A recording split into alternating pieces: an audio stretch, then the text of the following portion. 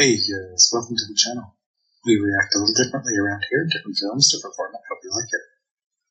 Today is the Friday before Valentine's, so I thought I would share with you one of my favorite romances, Maurice, from 1987, directed by James Ivory, and starring James Wilby, Rupert Graves, and Hugh Grant. So let's put our feet up and watch Maurice.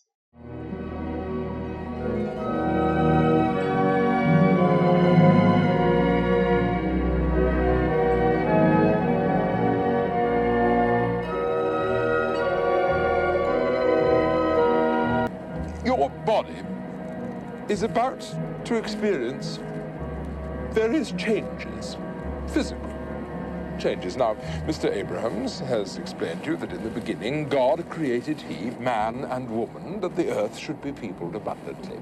Yes, sir. Sir, what changes? That thing. There. Now, that will develop and grow larger. You see? And when that happens, the man lies very, very close to his wife. And he puts his membrum virilis into her vagina. For God's wondrous purpose. Your body is his temple, and you must never, ever pollute that temple. And when, as one day I'm sure you fall in love and marry, you will discover to serve and protect woman and have children by her is life's chiefest glory. Yes, sir. Infernal designs. Sir, wouldn't they be all right? The tide will have covered them by now. Oh, that's the rising tide. I only hope to God he's right. My God.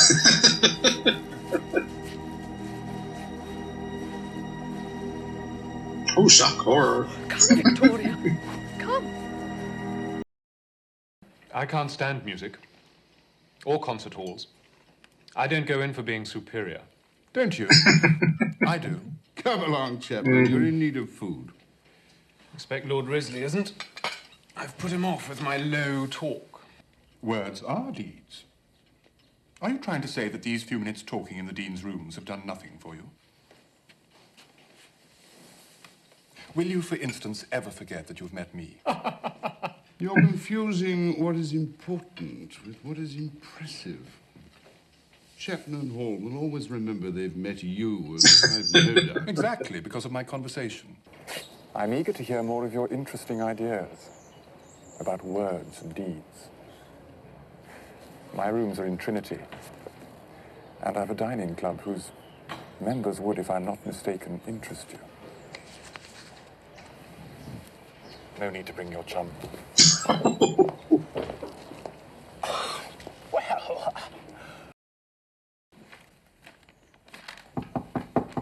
Come in. Hello? You're Durham, aren't you? Yes? I was looking for Risley. Don't know where he is. He's debating at the Union. I was just stealing his pathetic symphony. If Risley's not coming, perhaps I'd better get back. I didn't know you knew Risley. He's a dangerous man. Little of him certainly goes a very long way. You like this music? I'm afraid I do, yes. Sweet water from a foul well, as they say. Aye. Good waltz is more my style. Mine too, really. Has grown used to being near his friend and touching him in the gymnasium and elsewhere. Getting racy. The current, which Zeus in love with Ganymede called the stream of longing, Omit the reference to the unspeakable vice of the Greeks. Ah, yes, sir. The unspeakable vice of the Greeks. The hypocrisy of the man. He ought to lose his fellowship. Oh, come on. No, as a point of pure scholarship. All the poor old dean can understand is the physical act. I'm not advocating that. Cold as a fish on a marble slab, you see? Shut up, Wesley. I'm trying to make a very serious point here, which is that a masculine love of physical beauty and of moral beauty and of the beauty of the thirst for human knowledge, you omit that and you've omitted the mainstay of Athenian society. I just don't understand it. Your father always went to church? I can't help it, Mother. I'm made that way. It's no use arguing. Durham. I wonder if that's Alicia Durham's brother. Besides, I'm not my father. Maury.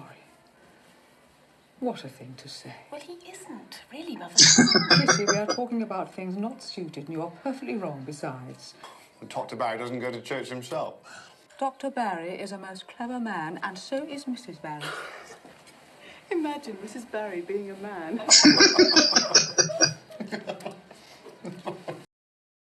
Have you been all right?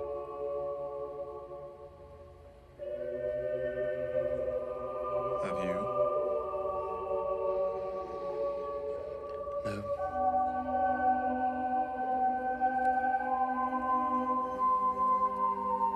You wrote that you were.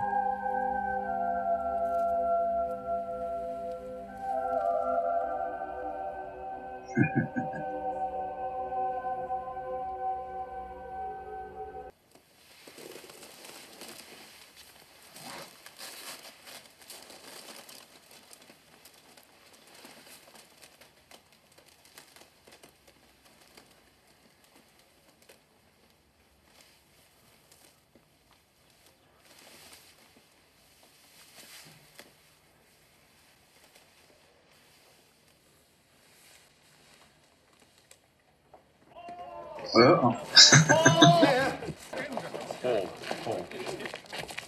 Durham, where did you get to? I know you read those books in the back. How do you mean? You'll understand then. I don't have to explain. Understand what? That I love you. Don't talk rubbish.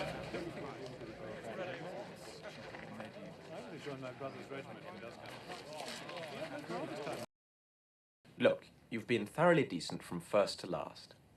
So decent that I mistook your friendliness. I thought it was something else. I'm sorry to have insulted you. Durham, I love you. In your very own way. Rubbish, as you so rightly said. Good night. I do. I think I have always.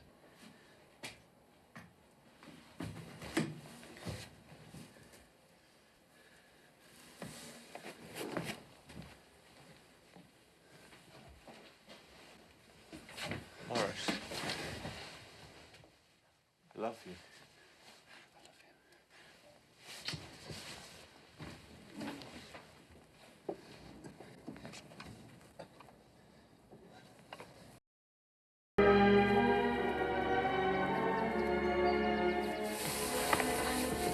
Do you realize I would have gone through life half awake if you'd had the decency to leave me alone. Why me?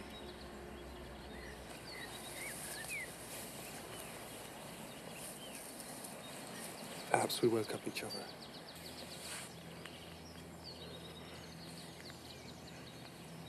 No. Can't you kiss me? I think it would bring us. I think it would bring us down.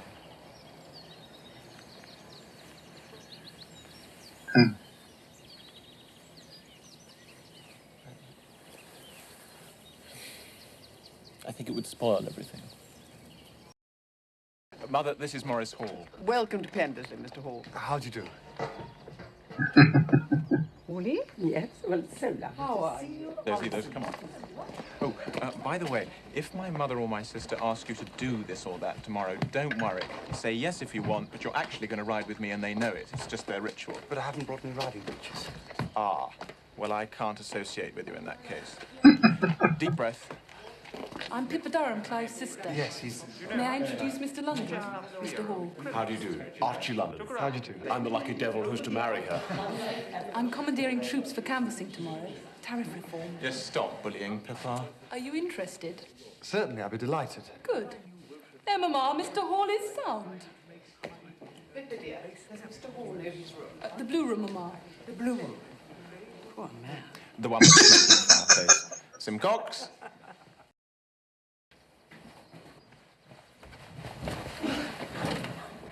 Where'd you come from? The old schoolroom, our study. That's why you've been put to stay in this dog's misery. Come. It's as much like college as I could make it. We need never be in any other part of the house. Apart from meals, that is. I'll leave you to unpack. See you down there. He ought to spend the year travelling instead. He must see America, and if possible, the colonies. He speaks of travelling. He wants me to go with him. I trust you will, but not Greece, Mr. Hall. That is travelling for pleasure, dissuaded from Greece. I prefer America myself. Naturally, anyone sensible would.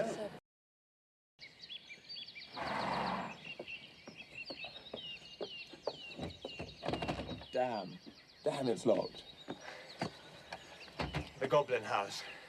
My grandfather's grandfather built it. I locked Pippa in here for a whole day once when we were small.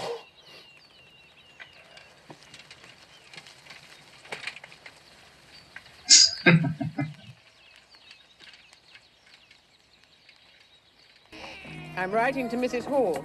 I thought Ada might like to stay. Ada, isn't that the girl whose grandfather's going to leave her a lot of money? Make an excellent bride for my godson, Clive. Really, perhaps Clive doesn't want to marry yet. Oh, would you be so good as to post this, what's your name? Scudder. You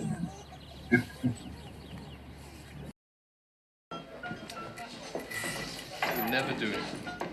Yeah, man, it's you.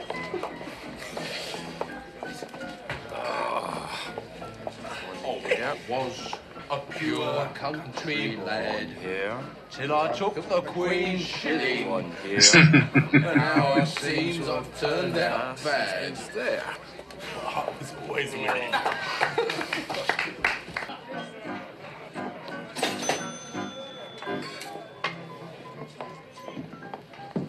Oh, twank. Well, I suppose it's pints all round, gentlemen.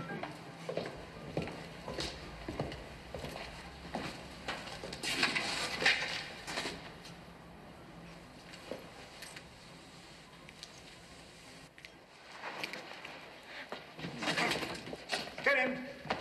Come on! See. Come here, you.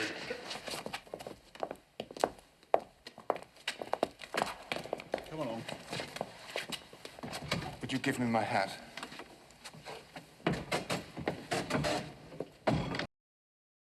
I'm told that if I plead guilty, the publicity can be kept to a minimum. And what am I to do? You must understand. If I were to give you a testimonial, it would make me a sitting duck to any prosecution. Yes, I see that. I realize it might compromise your position to be seen to be associated with me. Quite understand that. Good night, Clive. And in view of the position in society which you have forfeited, I am inclined to leniency in sentencing you to 6 months' imprisonment with hard labor. Silence! I am satisfied that you will pay for this for the rest of your life. Take him down.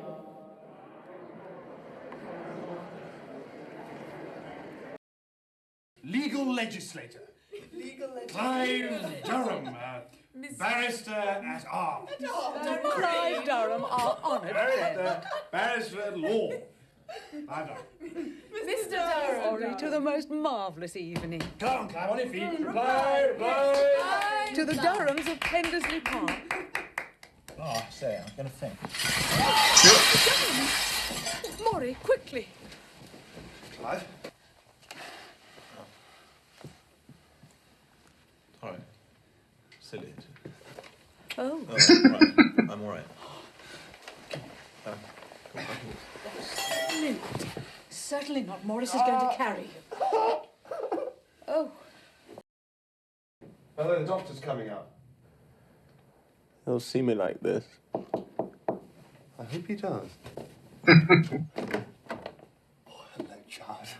Sorry to call you out so late. Just curious, chap. He fainted at dinner, and he can't stop crying.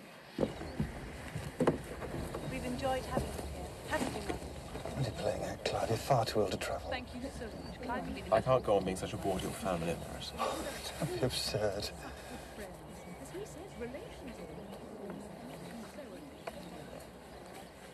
Mother, get in.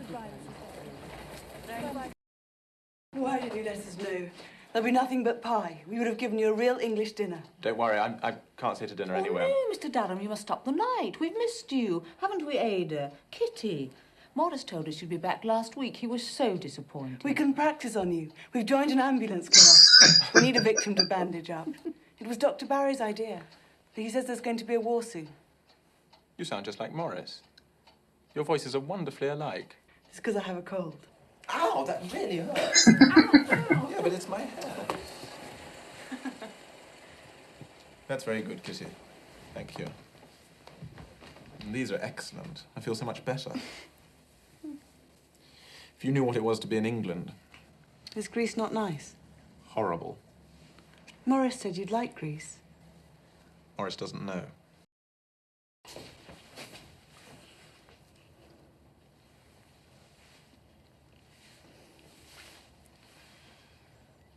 Why didn't you answer my letters? Don't you love me anymore? All that must be tomorrow. Quite so. All this would be taken away from us if people knew. Precisely. By continuing like this, you and I are risking everything we have. Our careers, our families, our names. Balls. I don't give a damn about name. What sort of a life would I have without you? I risk everything, and gladly, because the one thing I dread losing is you. You want to get married? Is that it? You're in love with some girl. Who is it? No one. But don't you think it would be wonderful if there were someone who I could care about in the same way that I do about you? We love each other. And know it. For God's sake, Maurice, hold your tongue for a moment. If I were in love with anyone now, then it would be with some nice girl.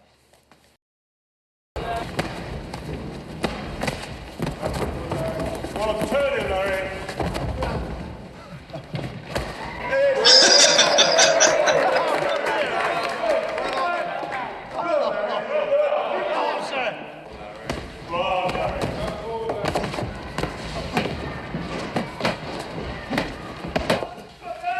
Good officer.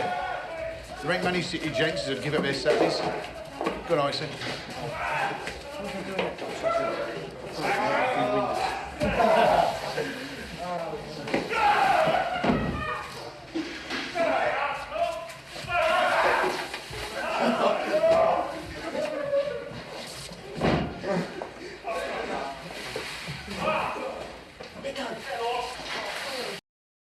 Clive Durham is engaged to be married.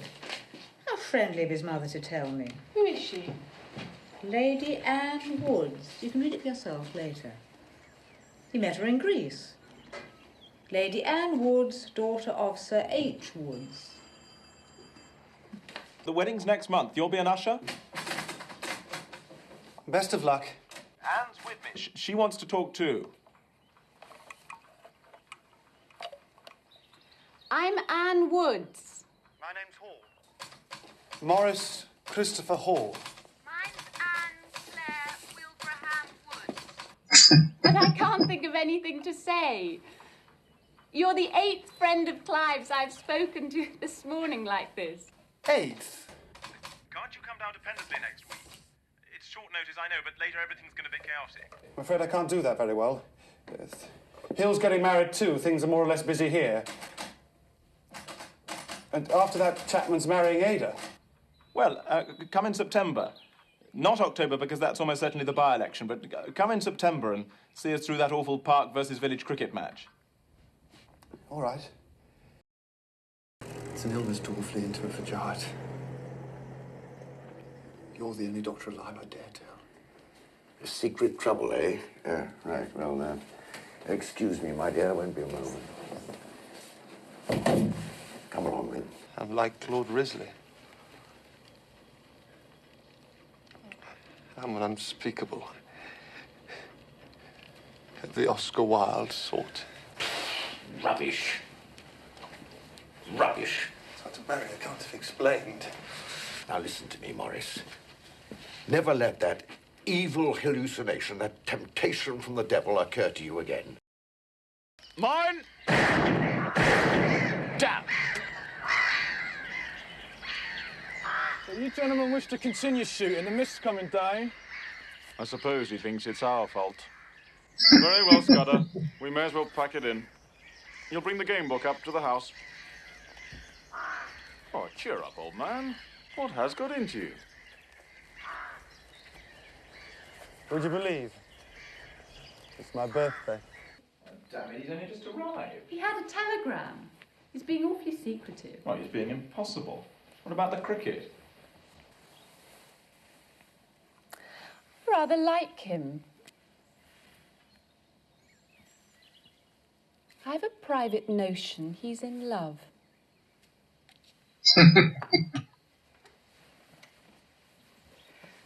I think he has a little girl up in London.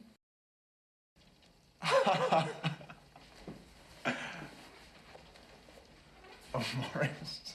I am glad. Well, it's the greatest thing on earth. Perhaps the only one. Anne guessed as much. Aren't women extraordinary?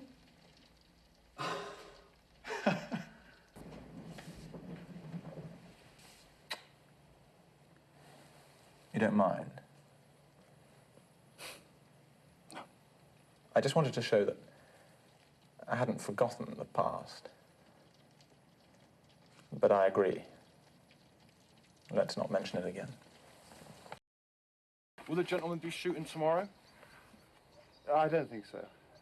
Obviously not. It's the cricket match.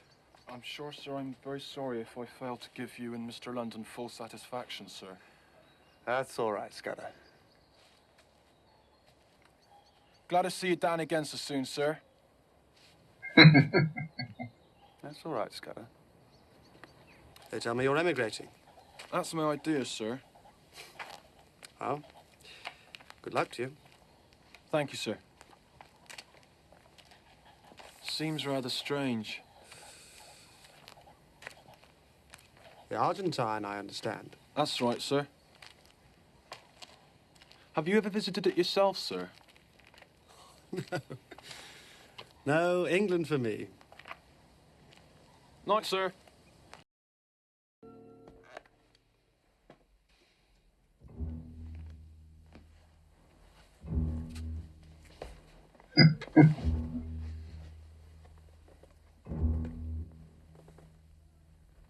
It's like the Jaws thing. So you're calling for me, sir? I know, sir. It's all right. I know, sir.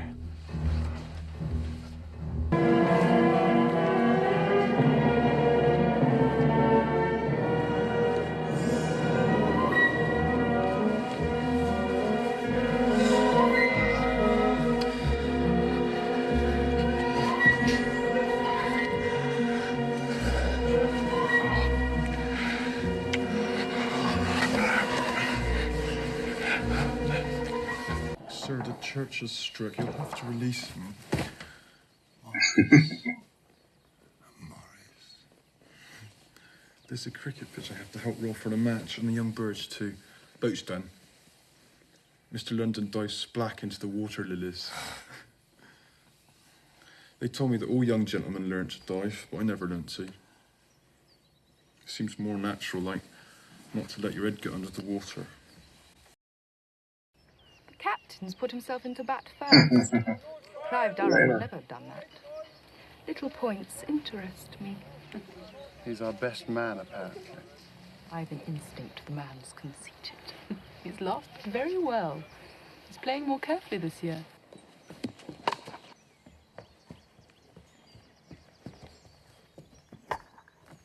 Go for it, Kate. Oh, 6.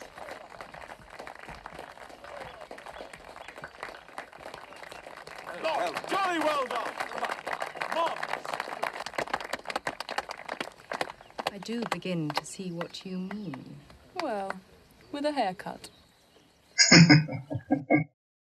Let me just have a word with Scudder here. Something's up with the mission. Scudder, is it? Alec, you're a dear fellow, you said. You did? What mission? Are you ashamed to be seen with me? Hmm? You're not glad, anyway. Don't say you are. Of course I'm glad. Then why didn't you come to the boathouse? I waited 2 nights. I got no sleep waiting. This is your office, is it? What'd you do here? But you shouldn't treat me like a dog. You was just amusing yourself. I've never come like that to a gentleman before. You said call me Maurice, but you never even wrote to me. You made a fool of me, and I can make you sorry for it.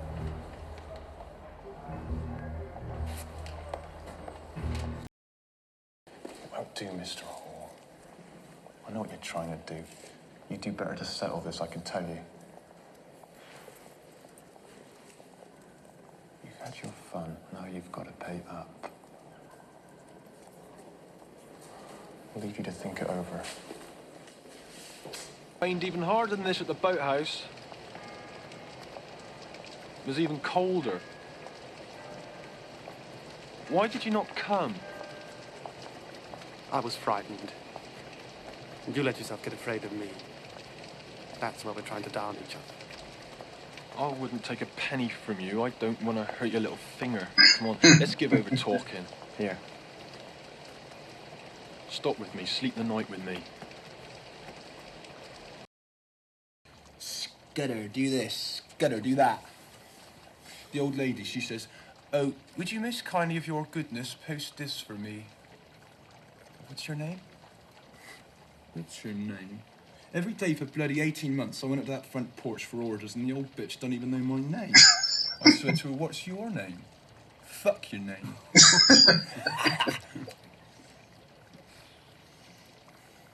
Nearly did too. Boathouse was a place I always fancied.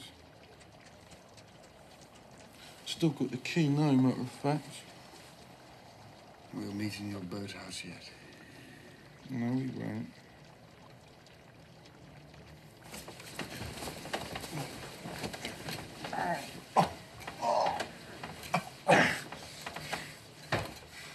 You remember that, any road.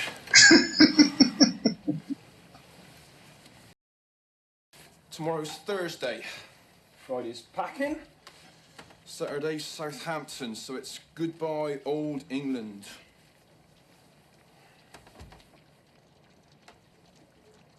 You mean that you and I shan't meet again after now?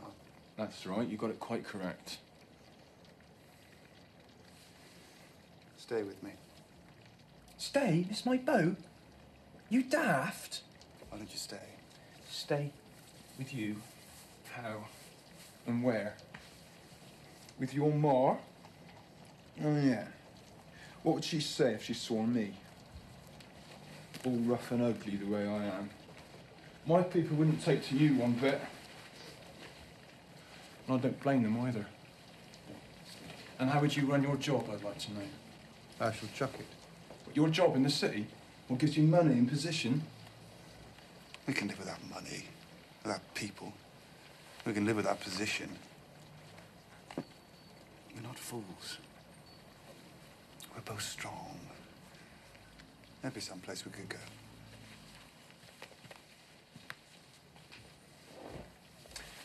Wouldn't work, Maurice.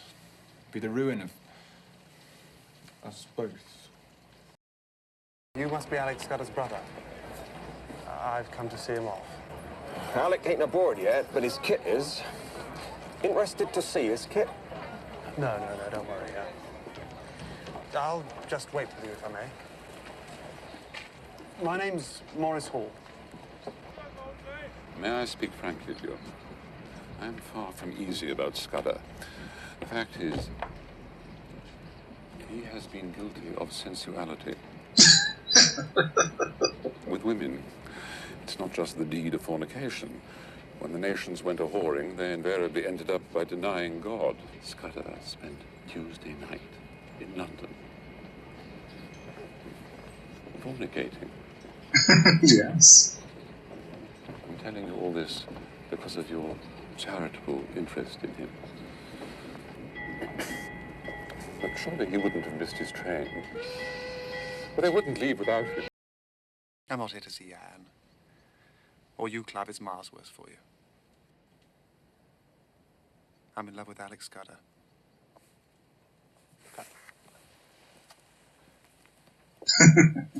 What a grotesque announcement.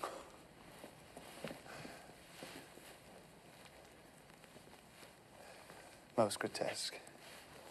But I felt I ought to tell you. I've shared with Alec. Shared what? Everything. Alex slept with me in the russet room when you and I were away. Oh, good God. He sailed for Buenos Aires this very day. He didn't. He sacrificed his career for my sake. Without a guarantee. I don't know whether that's platonic of him or not. But it's what he did. Scudder missed his boat. Maurice, you're going mad. May I ask if you intend to pursue... No, you may not ask. I'll tell you everything up to this minute, not a word beyond.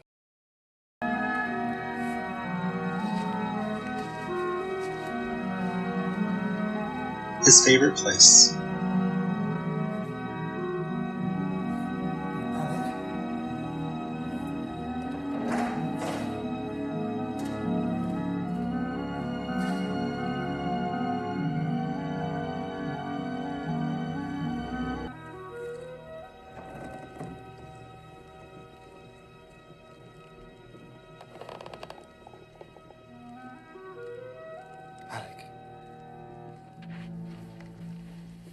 She got the wire, then? What wire? The wire I sent to your house.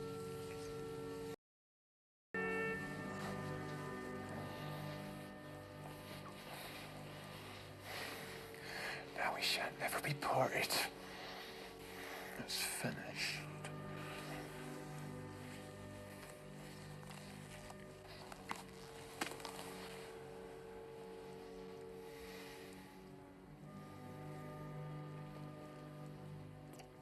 Gentle. You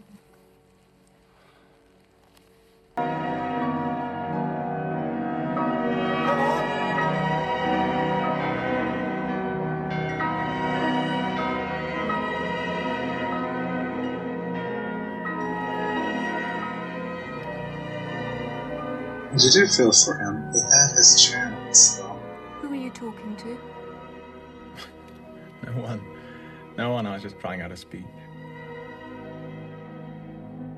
Well, that was Maurice. Like I said, I adore this film. I watch it probably every year. And I will admit, after the first time I saw it, I did develop the biggest crush on Alex Scudder, Mr. Rupert Graves. He's just so sexy in this one. You feel for the characters and the time that they're living in. It's just so different from now. But some things are still the same. And you do feel bad for Clive. He chose to have his position in his career rather than love. That's a choice many people still make today, sadly. But it's very hopeful for Maurice and Alec at the end. So it's my headcanon that Maurice and Alec have a long and happy life together. I do wish that it had ended like the book a little bit. We would have ended the movie with Maurice and Alec in the boathouse, and it would have been a little bit more on the happy romantic side instead of the kind of wistfulness of last seeing Clive. But overall, like I said, it's just chef's kiss. I hope you all enjoyed it, and until the next time we put our feet up, laters.